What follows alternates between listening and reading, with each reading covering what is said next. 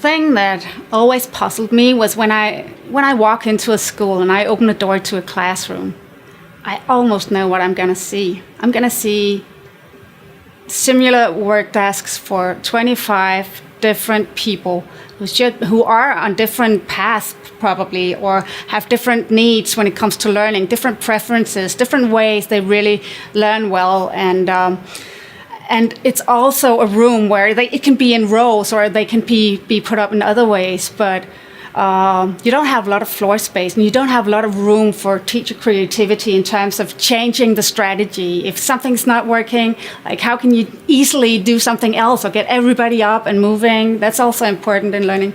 So actually we see classrooms that are alike in so many countries and so many schools, and it's based on how we used to think learning worked, or at least how teaching worked originally when the more institutional schools were created. So it's about the teacher has the knowledge, it's being sort of, you talk at the students, the room is directed to, like everybody's looking at where the blackboard is or the whiteboard or the smartboard, whatever it is. But that's not where learning comes from. So if you believe in a model where learning is something you facilitate and you get curious and you explore, you co-create, you collaborate, then we need spaces that also communicates that narrative, and we need spaces that can work as a tool for that. So how can you easily help students collaborate? How can you help them create? How can you help them do crazy projects? Where are the resources? How can they do it? And why not also open the classroom door so people don't have to be in the same room all the time?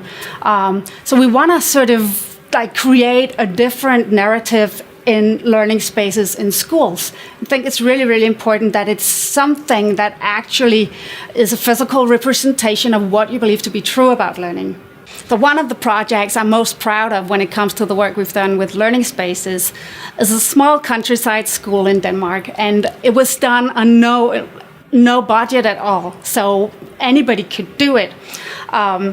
And we worked with them and talked about what learning was, and they had a lot of ideas and a great vision of learning and was in a process of changing their practices and developing them. But the classrooms were so tight and no floor space, and so they wanted to change things. And afterwards, when we came in, we asked some of the students, so what do you think? How is this working? Is it working? In what way? And the students said several things. So one was, earlier I used to sit in the back of the classroom. Now there's no back of the classroom. So it's a space where students can flow around in a fluent way according to what they need and who they need to talk with. And the teachers can also be much closer to each student because they also sort of it's very organic how they can help and be close to any student. So there's no front or back or anything like that. So it's an open environment like that, even though it's still the classrooms, because that's what they had at that school. Another thing the students said was that the teachers are much more quiet now. And that's, of course, a very funny statement, but I can see what he's talking about, that the environment actually helps everything become a calm environment, and the teachers are much more facilitators of the students' learning and of what the work they do, and it's just much more calm.